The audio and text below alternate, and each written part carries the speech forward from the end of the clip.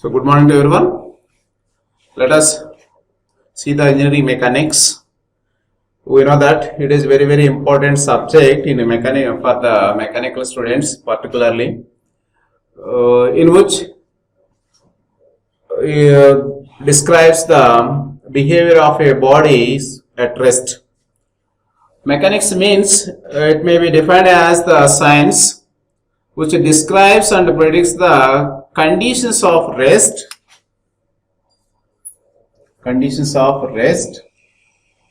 or motion of bodies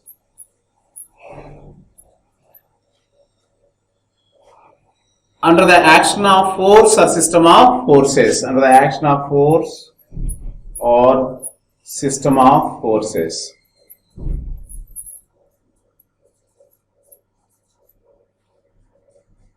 So, as per the statement, mechanics is a branch of science which describes and predicts the conditions of rest or motion of a body or bodies under the action of force or system of forces. So, before going to what is meant by mechanics, let us see when an object is said to be in rest, when an object is said to be in motion. For example, so let us consider a body. This is a body, alright, resting on a one plane. Let us assume this is the table. Let us say this is the table. This is the body. Particularly, let us assume an object. For example, let us see suppose if a force is applied on a body, particularly a force of magnitude P is applied, we observe one thing, the body displays, there is a motion caused by the force. This is the new position of the body.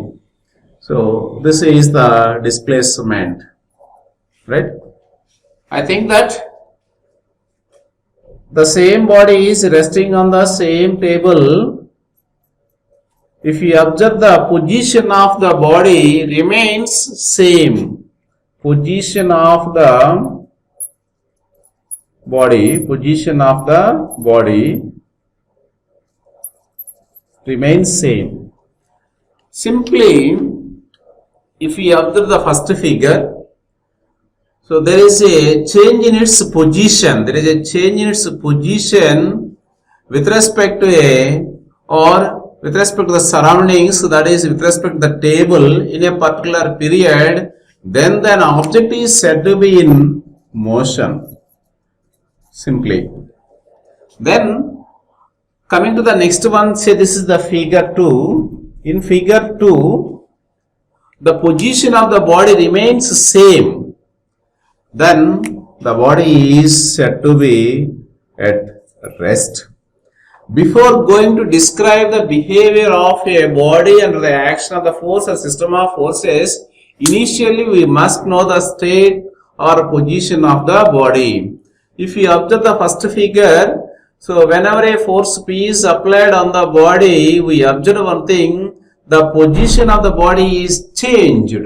It means an object is said to be in motion if its position is changed. If its position is changed within a period with respect to the surroundings, then the body is said to be in motion.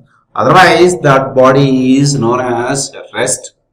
So, just we have to predict and describe the behavior of a body at rest as well as in motion under the action of the force. So it means that is the engineering mechanics. Now coming to the force, we know that a force is an agent tends to move the body just observed in the first case. Am I right? While considering the force, we have to take into account the following specifications. For example, so let us consider a body resting on a horizontal plane. Am I right? A force of magnitude P is applied at point A, so with a particular angle theta.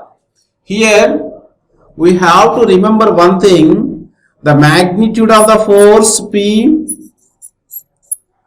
and point of application of the force at A and sense, that is inclined towards right.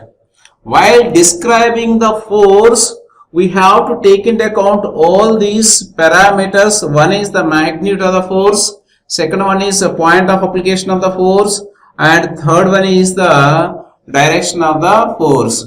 So to avoid the confusion or for better understanding, so the same body is subjected to the same amount of the force in another way, say as this is the force. So the magnitude is same, the point of application is not same, and line of action or the direction of the applied force is also not same. So if you observe the first figure, the body moves towards right. We here in the second case the body moves towards left horizontally. It means the effect of the force depending upon all these parameters. Keep it in mind. So while describing the force, you must take into account all these characteristics. That's why, so in particularly in case of the mechanics, we have to take into account or consider all these parameters while describing the force or define the force. Coming to the next one is the system of forces. I think that this is a single force. Alright? If the same body is subjected to several forces in different directions with various magnitudes, say that is a system of forces. Say this is the force P1, this is the force P2, P3, P4 and P5. If you observe the forces, so here the 5 forces are acting on a body in different directions with various magnitudes. Then that is constitute simply said to be a system of forces. So while describing the behavior of a body, you must take into account all the parameters. Before going to study the behavior of a body, you must know what is meant by force. So what about the system of forces? What about the state or position of the body, whether it is rest or in motion?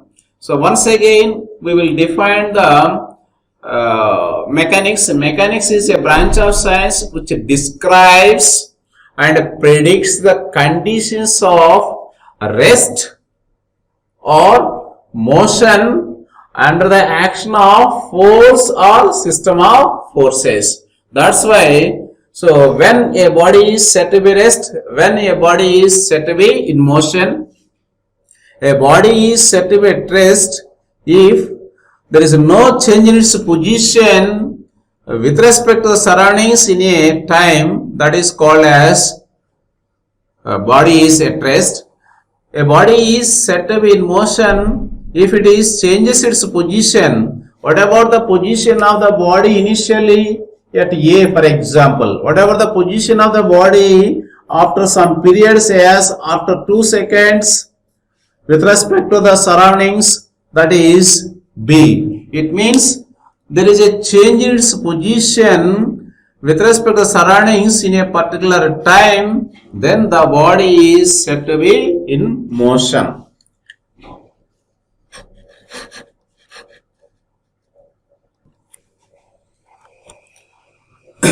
Now see the classification of mechanics.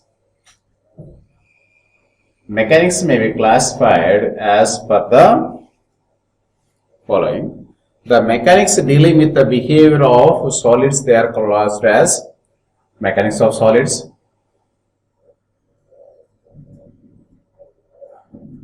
Mechanics further classified into broadly 2 groups. One is mechanics of solids. Mechanics of solids. The second one is the mechanics of fluids. I think that we know the state of matter in three states. First one is the solid, second one is the liquid, third one is the fluid, right? Gaseous state. So, suppose the mechanics dealing with the behavior of the solids called as mechanics of solids. The mechanics dealing with the behavior of the fluids, they are called as mechanics of fluids. Now let us describe in detail. I think that this is a solid particularly. This is a solid. Alright. Again, let us assume a steel or wood. This is a wood, for example. Now let us take one other material, say as this is rubber. This is a rubber, for example. This is rubber. I think that now this is a water. This is water, say as a liquid. It is in a tub, for example. This is tub. I think that if it is resting on a horizontal plane, am I right? A force of magnitude P is applied if one of its end is fixed, or otherwise as there is no constraint. If a force of magnitude is applied on the second body, both are comes under the are called as the solids. But the magnitude of the force applied or acting on both the solids, but the effect of the force P is not the same.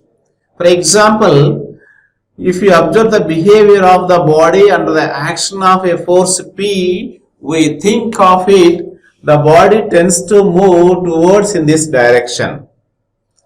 If the same force is applied on the rubber, I think that there is a deformation takes place. It means increase in length. Though the magnitude of the applied force is same on both the solids, but the behavior of the solid one, that is the wood, is not same as that of the rubber. Based on this behavior under the action of the force, further the mechanics of solids are classified into two groups. One is mechanics of rigid bodies. So mechanics of rigid bodies and mechanics of deformable bodies. Mechanics of deformable bodies. So, as per the discussions made just now, though these two are called as or comes under the group solid, alright, but the behavior of the rubber is not same as that of the wood. It means there is no measurable amount of the deformation takes place or the change in length takes place, even if it is a force P is applied on the wood. But the same amount of force is applied on the rubber, there is a change in increase, there is a measurable amount of the change in length takes place. So that's why this body is called as a deformable body. This body is called as or treated as a rigid body.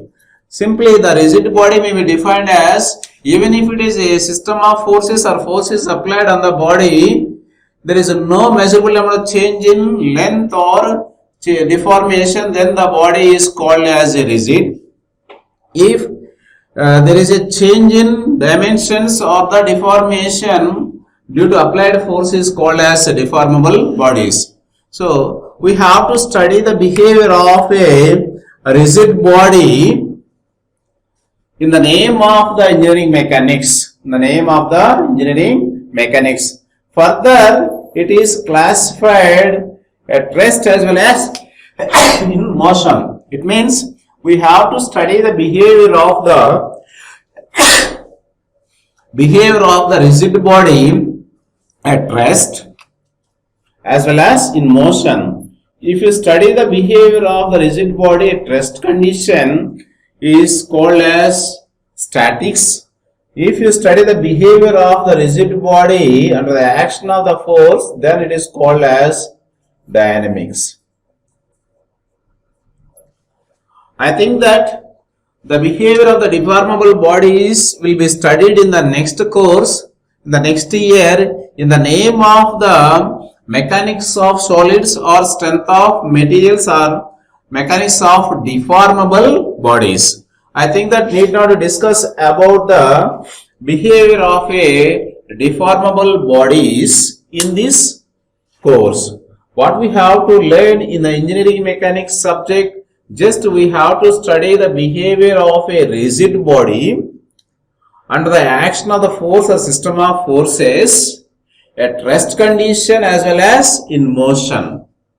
I think that you can study the behavior of a body under the action of the force or system of forces at rest as well as in motion. Now coming to the deformable bodies, suppose if a force is applied on a particular body, let us say a particular material, that is the rubber, we notice the one thing, there is a change in length, that is increase in length and decrease in other dimensions, simply called as it deforms under the action of the applied force. That will be studied in the name of the strength of material in the next semester. Coming to the next one, fluid mechanics. So suppose a stone is dropped in a water. Initially the water is at rest condition. Once a stone is dropped in it, simply the water is disturbed. It means it is in motion. It is in motion. Suppose if the mechanics is dealing with the behavior of the fluid, then that is called as mechanics of fluids. That may be a liquid or gases, whatever it may be. So finally, it means if the mechanics dealing with the behavior of the solid, that is mechanics of solids. If the mechanics dealing with the fluids, mechanics of fluids, as per the behavior of a solids under the action of the force, then further it is classified into mechanics of rigid bodies, mechanics of deformable bodies. Here rigid bodies means even if it is a force or system of forces applied on a particular solid, there is no measurable amount of the deformation takes place. But there is a measurable amount of the deformation takes place in case of a solids, particularly like rubber. Now as per the discussions, we have to study the behavior of a rigid body only at rest condition as well as in motion, labeled as statics and dynamics. Simply we can call the behavior of the rigid body at rest as well as in motion. Otherwise dynamics of rigid body and statics of rigid body. The dynamics of rigid body as per the analysis that may be classified, one is kinetics, second one is kinematics. Simply, what about the kinetics of a rigid body and what about the kinematics of a rigid body? So, in engineering mechanics, just we have to study the behavior of the rigid body at rest as well as in dynamic, in motion, in the name of the dynamics, with and without considering the force causing to the motion. So now coming to the second one is the mechanics of deformable bodies, which will be discussed in the name of the strength of material, as well as mechanics of fluids will be discussed in the name of the fluid mechanics in the next semester. So whatever it may be, whether it is the solid in state or the fluid in state, whatever it may be, there is a change in its behavior under the action of the force or system of forces. As we know that force or system of forces, this is a body. If several number of forces acting on a body in different direction with various magnitudes, then that is said to be a system of forces. Before going to analyze the behavior of a rigid body under the action of the force or system of forces, better to know the laws of mechanics. Laws of mechanics. What are those laws? First one is, say as Newton's three laws. Newton's three laws. Second one is law of transmissibility and parallelogram law, and fourth one is the triangle law and polygon law. So these laws helps in analysis of a rigid body under the action of the force or system of forces.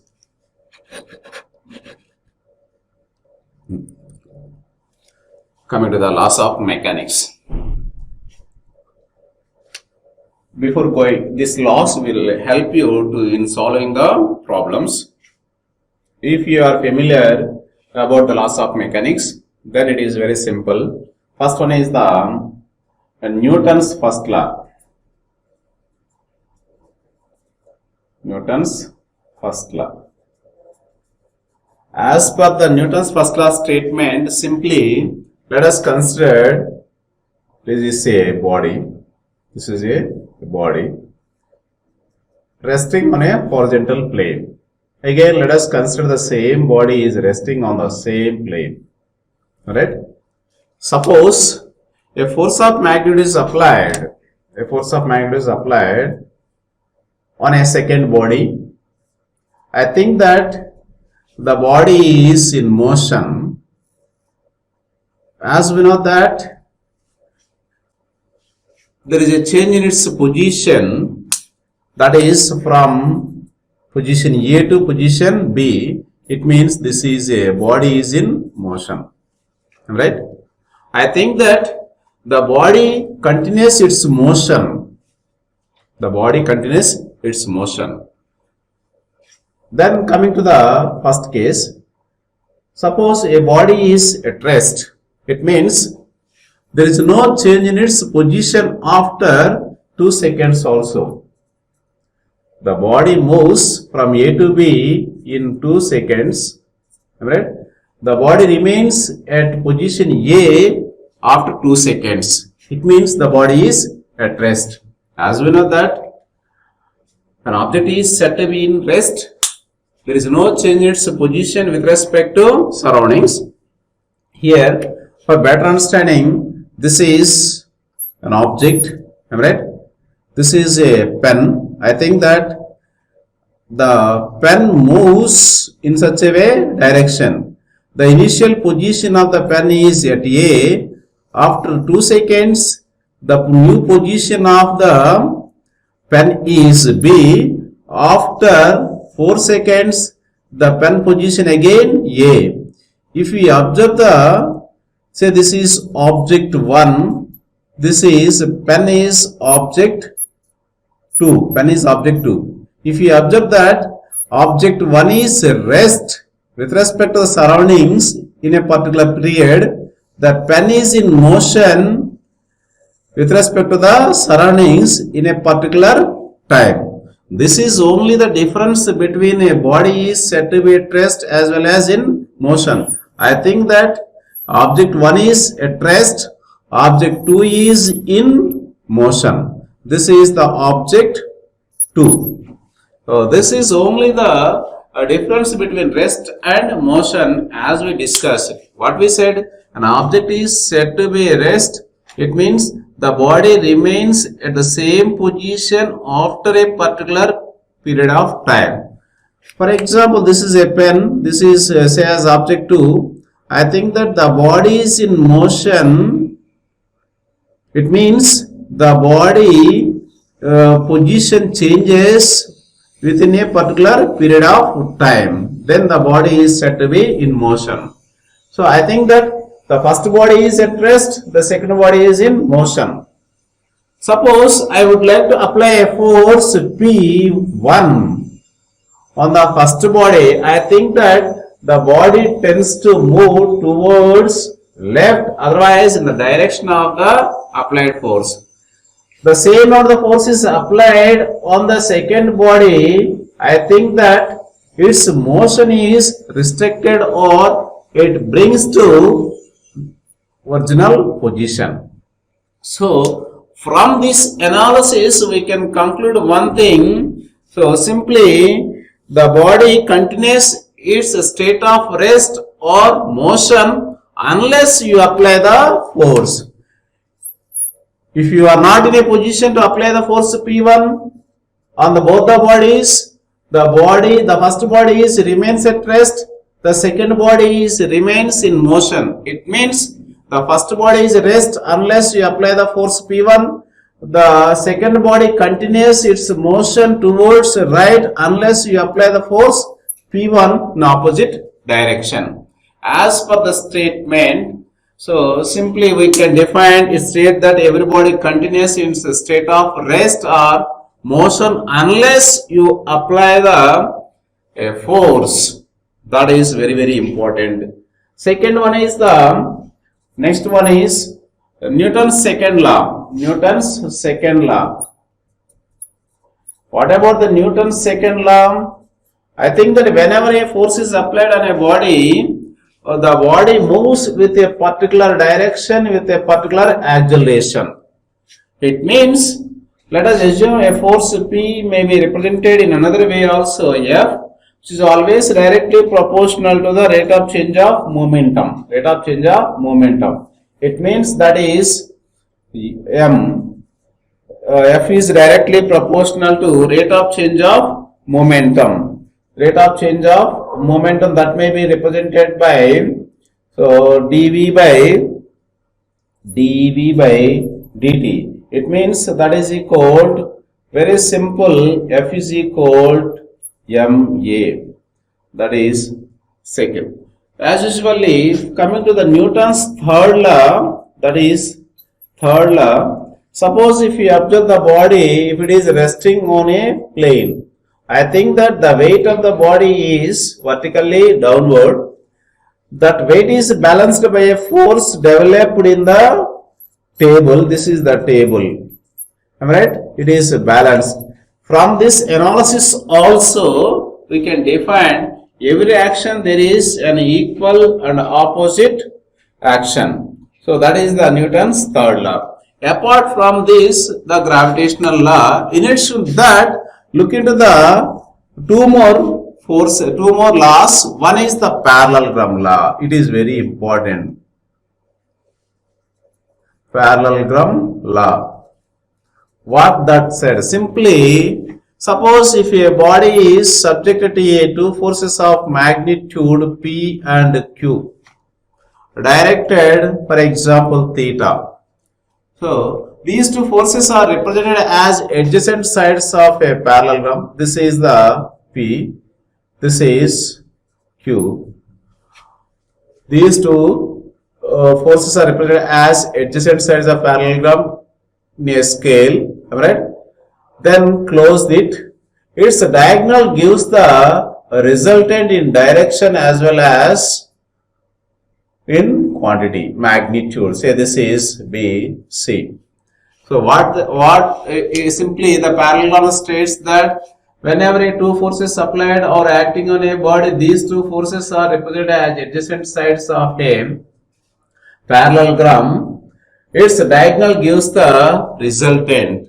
So the next one is, this is the fourth one. Next one is the fifth one. Next, that is the triangle law. Triangle law. What it says simply, whenever two forces applied or acting on a body, simply this is a force of magnitude P. This is the second force of magnitude Q. These two forces are represented as adjacent sides in a triangle in order. This is the P, this is Q. The closing side gives its resultant. This is the resultant. I think that here there are one more term is known, that is the resultant. Why we have to calculate the resultant? I think that as per the applied force or according to the force system acting on a body, we think P tends to move a body towards right horizontally as per the applied force of magnitude Q. I think that body tends to move along the line of action of the Q, but it is not happened. The body always moves in a unique direction. That is very important one. That's why with these two explanations, with these two directions, we are unable to give the exact behavior of, unable to analyze the behavior of a body as per P and Q. That must be replaced by a single force, that is called as a R. For example, suppose this is a body, a force of magnitude P is applied, definitely we can say the body moves in the direction of the applied force P. If the same body is subjected to a second force of magnitude Q, you say that the body moves along the line of action of the Q. If the same body is subjected to combination of these two forces P and Q, so when the body neither moves horizontally nor Q, it moves with its resultant direction, that is R. You are unable to describe the behavior of a body under the action of the two forces or two more forces. It is very difficult to explain its behavior with these courses separately in different direction. That's why we have to find out the resultant. The resultant is a single force that helps to describe the behavior of the body. Finally, I would like to conclude one thing. So, it is very difficult to describe the behavior of a body under the action of the force P and Q exactly. Alright? With considering the P and Q, we can't say the exact behavior of a body. That's why that must be replaced by a single force, that is called as a result. Suppose the resultant of two forces may be found out by using another principle, that is the triangle law. Similarly, suppose if a body is subjected to a more than two forces, then here itself we are unable to describe the behavior of a force system of magnitude P1, P2, P3 with considering its magnitude and direction separately. So, it is very difficult to describe the behavior of a body under the action of the P1, P2, P3 with considering P1, P2, P3 separately. You must replace it by a single force, that is resultant. I think that the resultant of P1, P2, P3 say as R. With this force, we can describe the behavior. It means in which direction, with what acceleration the body moves in a particular direction. That may be found out by using the polygon law. So, I think that finally we have to find out the resultant for the analysis of a body. By using the certain laws, you can find out the resultant. So, I think that today we covered or discussed what is meant by mechanics, what is the importance of mechanics and classification of mechanics. In addition that, laws of mechanics, particularly we know the what is meant by the Newton's first law with the physical significance in detail, and the Newton's second law. It will help in solving the dynamics problems. And coming to the Newton's third law, in addition to the gravitational law, and two more laws are there. One is the parallelogram law, second one is the triangle law, fourth one is the polygon law. So these laws help to solve the problem or in analysis.